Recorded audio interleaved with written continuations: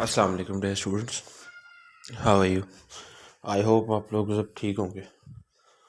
तो स्टूडेंट्स, चलें आज हम स्टार्ट करते हैं बेसिक्स ऑफ केमिस्ट्री। केमिस्ट्री में कुछ बेसिक टर्मिनोलॉजीज़ हैं, वो हम पढ़ते हैं कि बेसिक टर्मिनोलॉजीज़ कौन कौन सी हैं। सबसे पहले तो हम बात करते हैं कि केमिस्ट्री हम क्यों पढ़ते हैं। ठीक है जी, पहला पॉइंट है केमिस्ट्री हम क्यों पढ़ते हैं। सर, आपको पता है कि ये हमारी जो सारी की सारी बॉडी है वो केमिकल से मिलके बनी हुई है, और इनके अंदर बहुत सारे केमिकल्स टेक प्लेस होते हैं। जैसे कि आप खाना खाते हैं तो वो डाइजेस्ट होता है, मेडिसिन्स खाते हैं तो वो सब के सब केमिस्ट्री के साथ रिलेट करते हैं। ठीक है जी, इसलिए केमिस्ट्री बहुत ज़रूरी है। नेक्स्ट बात करते हैं, केमिस्ट्री के अंदर एक टर्मिनोलॉजी है, उसे हम कहते हैं मैटर। ठीक है जी, मैटर क्या होता है आपको पता है, आप एफएससी के स्टूडेंट हैं। Matter is the substance which is occupy space and mass called matter. ठीक है जी, अब इसकी एग्जांपल की तरफ अगर हम जाएं तो एग्जांपल है इसकी, everything is universe is matter. दुनिया में कोई भी चीज़ है, चाहे वो टेबल है, चेयर है, कोई भी चीज़ है, उसे हम मैटर का नाम देते हैं। अब मैटर्स की 3 स्टेट होती हैं केमिस्ट्री के अंदर। फिजिक्स के अंदर इसकी 4 स्टेट्स हैं, केमिस्ट्री के अंदर इसकी 3 स्टेट्स हैं। एक सॉलिड, लिक्विड और गैस। ठीक है जी, सॉलिड क्या चीज़ होती है, लिक्विड क्या चीज़ होती है, ये मैंने आपको नीचे डायग्राम में बेहतर तरीके से करके समझाया है कि सॉलिड, हम जैसे ये आइज़ है इसे हम सॉलिड कह सकते हैं।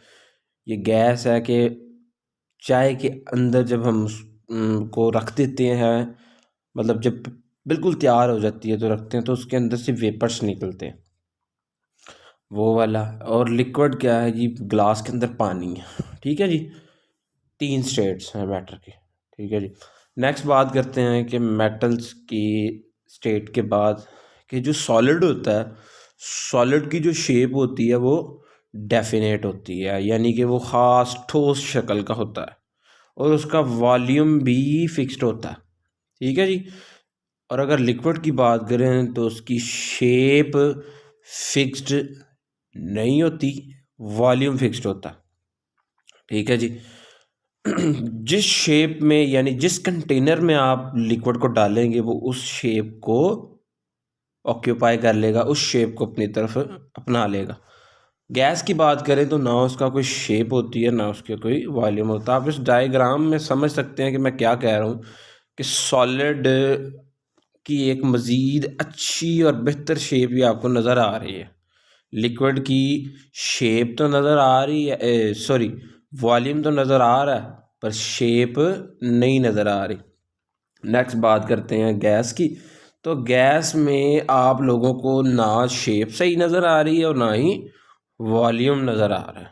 ठीक है जी, नेक्स्ट चलते हैं जी अगले टॉपिक की तरफ, एलिमेंट। ये भी एक बहुत इम्पोर्टेंट टर्मिनोलॉजी है, एलिमेंट। एलिमेंट हम पीरियोडिक टेबल के अंदर 118 एलिमेंट्स हैं जो हम लोग पढ़ते हैं, और सेकेंड ईयर में ये इसको डिटेल में हम पढ़ाते हैं। एलिमेंट्स क्या चीज़ होती है, एलिमेंट्स उन सब्सटेंसेस को कहते हैं जो एक सिंपल सब्सटेंसेस में डिवाइड नहीं हो सकते। ये टर्म कभी समझ नहीं आती इतनी, मैं आज आपको ज़रा अच्छे तरीके से समझाता हूँ। कि जैसे मैं आपको कहता हूँ कि अगर मैंने कुछ चीज़ बनाई है, फ़र्ज़ कर ले मैंने कोई इम्पोर्टेंट चीज़ बनाई है, मीन्स के एग बनाया है। एग बनाया और उसके बाद क्या किया, एग कैसे बनाया, अगर 2 एगों को लिया और फिर एक एग ही बन गया। ठीक है, और अगर मैं फ़र्ज़ कर लें कि 2 एग्स लिए हैं, तो उसके बाद जब मैं उसको तोड़ूंगा, 2 एग्स लिए हैं, ठीक है जी, 2 एग्स लिए हैं, ठीक है। जब 2 एग्स लिए हैं तो जब मैंने उसको बॉयल कर लिया या फ्रीज़ वो कर लिया, फ्राई कर लिया, ठीक है जी, तो जब मैंने उसको फ्राई कर लिया तो नेक्स्ट क्या आंसर हमारे पास आया कि एग ही बना। तो अगर फर्स्ट कर ले मैं इसको तोड़ूंगा तो फिर भी एग ही बनेगा, और अगर मैं इसको तोड़ता हूँ तो क्या बनता है, फिर भी एग बनता है। तो हम यही नहीं कह सकते कि it can not be broken down into simpler substances. जनाब देखें कि इसका भी यही हिसाब है। क्या चीज़ है कि जी जैसे हम लोग ऑक्सीजन की बात करें या हाइड्रोजन की बात करें, ये एक एलिमेंट्स हैं, ठीक है जी। क्या करते हैं, छोटे छोटे छोटे छोटे छोटे छोटे छोटे छोटे छोटे छोटे हाइड्रोजन्स के एटम्स आते हैं और वो एक बड़ा हाइड्रोजन का एलिमेंट बनाते हैं।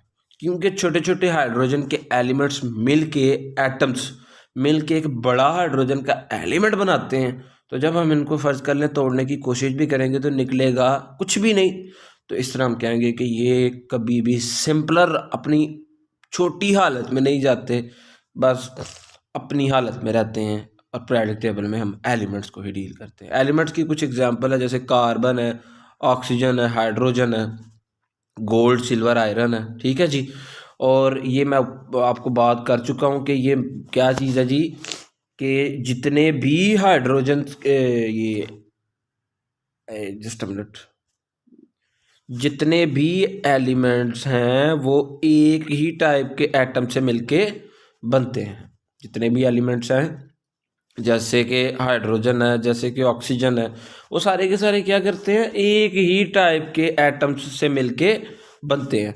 नेक्स्ट बात करते हैं कि जी कि हम लोगों ने an atom is the smallest particle. Atom एक बहुत छोटा सा पार्टिकल है एलिमेंट का, ठीक है, जो कि एलिमेंट को करेक्टराइज करता है, एलिमेंट की कुछ क्वालिटीज़ को शो करता है। आगे बात करते हैं, इम्पॉर्टेंट है पीरियोडिक टेबल, ठीक है। अगर आप एलिमेंट्स को एक तरतीब से टेबल की फॉर्म में रिप्रेजेंट कर दें, लिस्ट बना के उनको एलिमेंट्स को रखते हैं, जैसे कि पहले ज़माने में ऐसा होता था कि हाइड्रोजन कहीं पड़ा हुआ है और कार्बन कहीं पड़ा हुआ है, ऑक्सीजन कहीं पड़ा हुआ है, तो कोई इतना प्रॉपर सिस्टम नहीं था इधर, ठीक है। मतलब उसको चला नहीं पा रहे थे लोग, समझ ही नहीं थी आ रही कि किसको किसके बाद रखें।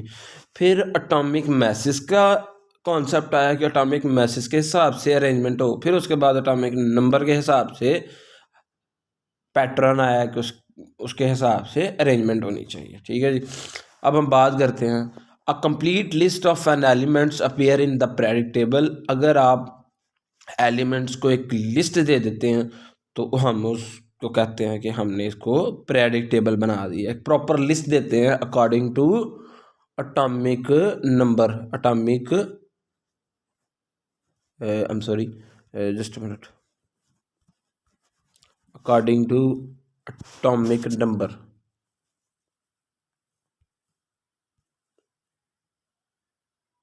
किसके हिसाब से, एटॉमिक नंबर, ठीक है जी। मैं इंशाल्लाह बेहतर करने की कोशिश कर रहा हूँ, क्योंकि स्टूडेंट्स मैंने फ़र्स्ट टाइम यूज़ किया है इसको। हम फिज़िकली पढ़ाते हैं जो हमने किप्स में पढ़ाया है माशाल्लाह, तो वो हमारे पास अपना एक प्रॉपर सिस्टम था, वो हमने कैंपस जाके सारा कुछ पढ़ाना होता था। चले जी नेक्स्ट बात करते हैं, सॉरी यही कि पीरियोडिक टेबल में जो वर्ड पीरियोडिक है उसका क्या मतलब है। पीरियोडिक का मतलब होता है रिपीट होने वाला। क्या चीज़ होने वाला, रिपीट होने वाला। रिपीट के क्या क्या मतलब है जी, रिपीट का मतलब है कि जैसे आप देख रहे हैं कि ये बोरॉन है जी, क्या ये जी, ये सॉरी बेरिलियम है, ये बेरिलियम, बेरिलियम के बाद बोरॉन, बोरॉन कार्बन, एट तक हम नियॉन तक आ गए। नियॉन के बाद हम नीचे देखेंगे तो ये कैल्शियम स्टार्ट हो गया, यानी कि ये कैल्शियम आ गया। उसके बाद नेक्स्ट सो ऑन आर्गॉन, फिर उसके बाद हम चलते जा रहे हैं। कहता है कि हम लोगों ने तो चलते ही जाना है, आगे की तरफ बढ़ते जाना है, पर अगर हम चाहते हैं कि फ़र्ज़ कर ले आर्गन के बाद हम फिर कैल्शियम तक आएँ, ठीक है, तो फिर भी आ सकते हैं हम। तो पीरियोडिक टेबल की एक क्वालिटी है कि ये रिपीट भी कर सकता है। ये नहीं कि हम आगे की तरफ ही जाते जा रहे हैं, ये पीछे की तरफ भी आ सकता है। यानी कि किसी बंदे ने कहा है ना कि हमने आर्गन के बाद फिर मैंने कैल्शियम ही देखना है, तो वो कैल्शियम को देख सकता है। इतने प्यारे अंदाज से पीरियोडिक टेबल को बनाया गया है। उसके बाद बात करते हैं कि क्या चीज़ है, ये किसने बनाया था पीरियोडिक टेबल। जी स्टूडेंट्स, मैं बात कर रहा था कि मॉडर्न जो पीरियोडिक टेबल है उसको किसने ये नाम दिया था कि पीरियोडिक टेबल का। एक रशियन साइंटिस्ट था जिसका नाम डिमिट्री मेंडलीव था। क्या नाम था जी? Dmitry Mendeleev. उसने ये नाम दिया था। आप लोग एफएससी पार्ट 2 की बुक में ये इनके नाम पढ़ेंगे और इनकी डिटेल पढ़ेंगे इंशाल्लाह। वो साथ साथ ही मैं बेसिक टर्मिनोलॉजीज़ को साथ साथ डील कर रहा हूँ बस। पीरियोडिक टेबल के अंदर हम दो चीज़ों को पढ़ते हैं, एक ग्रुप्स को और एक पीरियड्स को। ठीक है जी। ग्रुप्स क्या होते हैं सबसे पहले उनको देख लेते हैं। ग्रुप्स आप ये देख रहे हैं स्टूडेंट, ये मैंने पिक्चर जो इसके अंदर कोटेट की है, यानी इनके अंदर जो मैंने लगाई है वो ये है कि ये देखें, मैं इसको ज़रा जूम कर लेता हूँ कि मैं ग्रुप नंबर 15 को, जैसे नाइट्रोजन, फास्फोरस, आर्सेनिक, और ये 16 नीचे तक आ रहे हैं, तो देखें कि ये ऊपर से लेके नीचे तक जब हम वर्टिकल कॉलम को डील कर रहे हैं, क्या कर रहे हैं जी? वर्टिकल कॉलम को डील कर रहे हैं, तो फिर हम कहेंगे कि हम ग्रुप में चल रहे हैं। ठीक है जी। और उसके बाद जब हम डेफिनेशन को देखते हैं ग्रुप की, the vertical column is called group. These groups usually contain the same number of valence electron. ये सेकेंड ईयर पार्ट 2 के बच्चे अच्छे तरीके से पॉइंट को पिक कर सकते हैं कि ग्रुप्स के अंदर जो बाहर वाले इलेक्ट्रॉन्स होते हैं ग्रुप्स के अंदर, जैसे नाइट्रोजन है, फास्फोरस है, आर्सेनिक है, ये सारे के सारे वैलेंस इलेक्ट्रॉन, इनके जो बाहर वाले इलेक्ट्रॉन्स हैं वो 5 ही होंगे। उसके बाद नेक्स्ट बात करते हैं पीरियड्स की। पीरियड क्या होता है? A horizontal row is called period. Period show similarity in ionisation and activation energy. Student जी, एम कैट में बहुत इंपॉर्टेंट पॉइंट है कि जब हम पीरियड्स में चलते हैं, ये देखें, ये पीरियड्स में, ये हम पीरियड्स में जा रहे हैं। कहाँ जा रहे हैं जी? ये पीरियड्स में हम जा रहे हैं, जैसे कि लिथियम, बेरिलियम, उसके बाद बोरॉन, कार्बन, नाइट्रोजन, ये हम पीरियड्स में जा रहे हैं। पीरियड्स के अंदर आयोनाइजेशन एनर्जी तकरीबन सिमिलर डाउन होती है स्टूडेंट्स, डाउन होती है, पर बीच में सिमिलैरिटी भी शो करती है। कुछ कुछ में कभी डाउन होती है, कभी अप होती है, वो भी मैं इंशाल्लाह आपको डिटेल में बताऊंगा ये क्यों होता है। नेक्स्ट बात करते हैं वो, जस्ट अ मिनट जी, ये क्लियर हो गया। नेक्स्ट बात करते हैं जो पीरियोडिक टेबल के अंदर बेसिक चीज़ें हैं। कहता है जब लेफ़्ट साइड पे हैं वो ज़्यादातर मेटल्स हैं, ये ज़्यादातर मेटल्स हैं, और अगर आप राइट साइड पे बात करें तो ये नॉन मेटल्स हैं। मेटल्स हैं तो वो क्या करेंगे? इलेक्ट्रिसिटी कंडक्ट करेंगे। हीट और इलेक्ट्रिसिटी, सॉलिड होंगे, शाइनी सरफेस होंगे, सख्त किस्म के होंगे और उनकी सरफेस भी शाइनी होगी। और नॉन मेटल्स का क्या होगा? पुअर कंडक्टर्स होंगे, ठीक है, और गैसियस फॉर्म में होंगे। नेक्स्ट बात करते हैं अब हमने एक एलिमेंट को कैसे डील करना है, कैसे हमने पढ़ना है कि ये एक एलिमेंट है, उसके ऊपर वाला क्या है, ये 2 लिखा होता है, ये 4 लिखा होता है, ये क्या चीज़ें? स्टूडेंट्स, ये एक ऊपर जो लिखा होता है, जो सबसे छोटी रकम होती है उसे हम एटॉमिक नंबर कहते हैं, जो सबसे बड़ी होती है उसे हम एटॉमिक मास कहते हैं, और जिससे हम रिप्रेजेंट करते हैं उसे एटॉमिक सिंबल कहते हैं। ठीक है जी। नेक्स्ट बात करते हैं, ये मैंने कुछ एक छोटी सी डायग्राम से आपको समझाने की कोशिश की है कि जैसे ये देखें आपके पास ये छोटे छोटे छोटे छोटे छोटे छोटे ये वो बंटीज है, तो अगर आप उनको इकट्ठा करते हैं ना तो वो एक बड़ी सी एक आप देखें शेप बन जाती है, उसे हम एलिमेंट कह लेते हैं, और एक छोटी सी शेप को हम एटम कह देते हैं। ठीक है जी। नेक्स्ट बात करते हैं कि एलिमेंट क्या होता है। Element is made up of one type of atom, बात कर चुके हैं। एटम उसका स्मॉलेस्ट पार्टिकल है, क्लियर है। अब बात करते हैं कि एटम के अंदर कौन कौन सी चीज़ों को हम पढ़ते हैं। एटम के अंदर 3 मेन चीज़ें होती हैं, एक प्रोटॉन होता है, एक न्यूट्रॉन होता है और एक इलेक्ट्रॉन होता है। इसको मैं ज़रा शेप से दिखाता हूँ। ये जी बिल्कुल,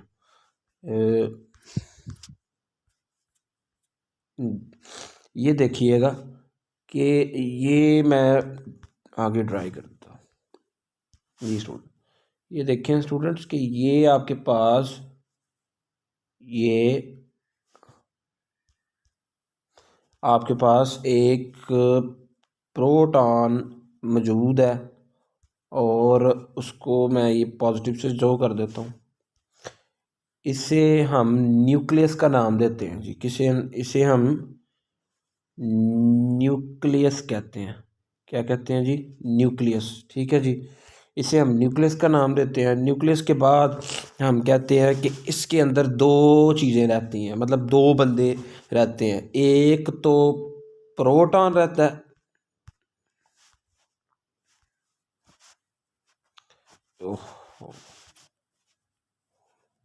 जी, एक तो प्रोटॉन रहता है और एक न्यूट्रॉन बंदे रहते हैं। दो बंदे इस घर में रहते हैं।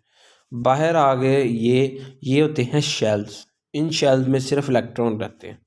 ठीक है, अब सवाल आता है कि आपने ये देखा है प्रोटॉन के ऊपर कौन सा चार्ज होता है? पॉजिटिव चार्ज होता है।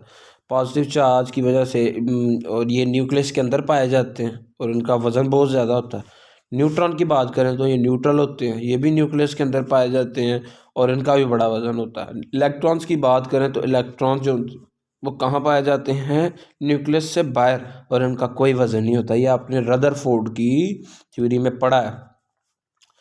अब हम बात करते हैं कि हम लोग पीरियोडिक टेबल के अंदर एलिमेंट्स के नाम कैसे पढ़ते हैं। उनके कोई ना कोई सिंबल्स होते हैं, सिंबल्स की वजह से हम लोग उनको डील करते हैं। जैसे कि आपने ये देखा है, ये के है, के का मतलब पोटाशियम होता है।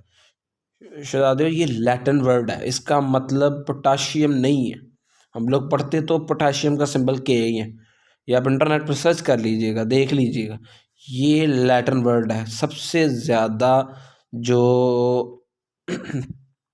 प्रोग्रेस की केमिस्ट्री के अंदर वो लैटिन्स ने की। ठीक है, लतीनी ज़ुबान के लोगों ने की।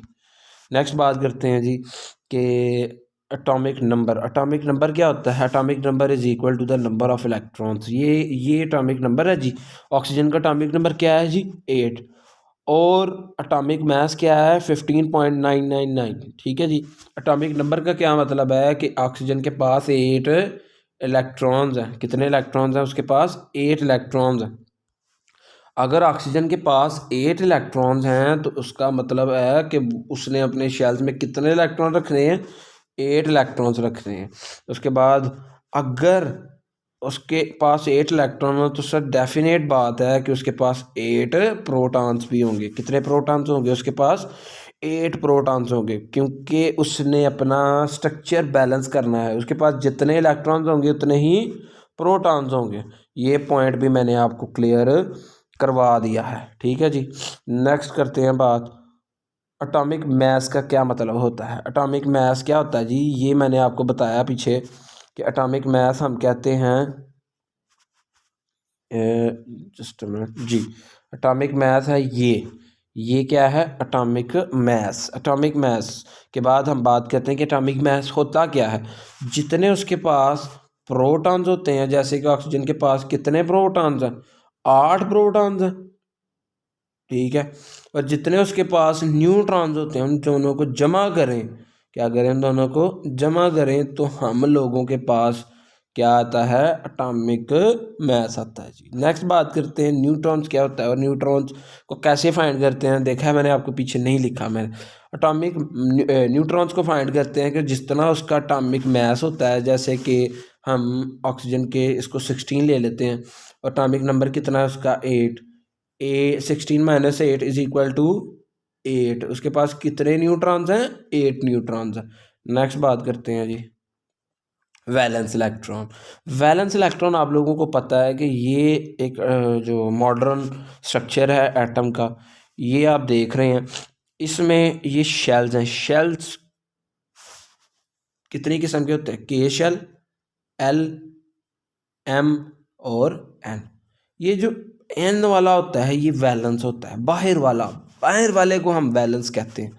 अब कई एटम्स के अंदर के फिल हो जाता है, एल नहीं फिल होता, फिर उस सिचुएशन में एल वैलेंस इलेक्ट्रॉन है। जो बाहर वाला बच जाता है उसे हम कहते हैं valence electron. Electron exist outside the nucleus of atom and move continuously. S electron nucleus से बाहर रहता है और आज़ादाना हालत में घूमता रहता है। हम उस को वैलेंस शेल कहते हैं, और उसके अंदर जो रहते हैं इलेक्ट्रॉन्स हम उनको कहते हैं वैलेंस इलेक्ट्रॉन। ये आज़ादाना घूमते क्यों हैं? ये आज़ादाना हालत में इसलिए घूमते हैं क्योंकि ये बाहर होते हैं न्यूक्लियस की, इसके ऊपर कोई अट्रैक्शन नहीं होती। आपको पता है ना कि न्यूक्लियस की और इलेक्ट्रॉन्स की आपस में अट्रैक्शन होती है, एक फोर्स ऑफ अट्रैक्शन होती है। जो सेकंड ईयर के बच्चे हैं वो इस चीज़ को डील करेंगे कि इसमें कूलम्स फोर्स होती है। कूलम फोर्स होने की वजह से प्रोटॉन अपने यानी न्यूक्लियस अपने इलेक्ट्रॉन को पकड़ के रखता है, पर जो जो शेल बढ़ते जाते हैं बाहर वाले इलेक्ट्रॉन्स आज़ाद घूमते रहते हैं और उनकी पकड़ इतनी मजबूत नहीं होती न्यूक्लियस की, जिसकी वजह से वो कॉन्टीन्यूसली मूव करते रहते हैं। नेक्स्ट बात करते हैं जी। नेक्स्ट है जी के there are negatively, just a minute जी, they are negatively charged and are always pull toward the positive charge. ये मैं बात कर चुका हूँ कि जो इलेक्ट्रॉन्स होते हैं वो नेगेटिवली चार्ज होते हैं और वो पॉजिटिव अपनी तरफ उनको खींचता है, पुल्ड टूवर्ड। अब but they do this at different location, पर ये करते तब हैं जब ये डिफरेंट लोकेशंस पे हो। अगर न्यूक्लियस के करीब है तो इनकी फोर्स ऑफ अट्रैक्शन ज़्यादा होगी, अगर ये न्यूक्लियस से दूर है तो इनकी फोर्स ऑफ अट्रैक्शन कम होगी। बहुत शुक्रिया स्टूडेंट्स, इंशाल्लाह मैं आज ही पूरी कोशिश करूँगा कि नेक्स्ट वीडियो भी आप लोगों के लिए बना लूँ। दुआ में याद रखिएगा। अस्सलाम वालेकुम स्टूडेंट्स।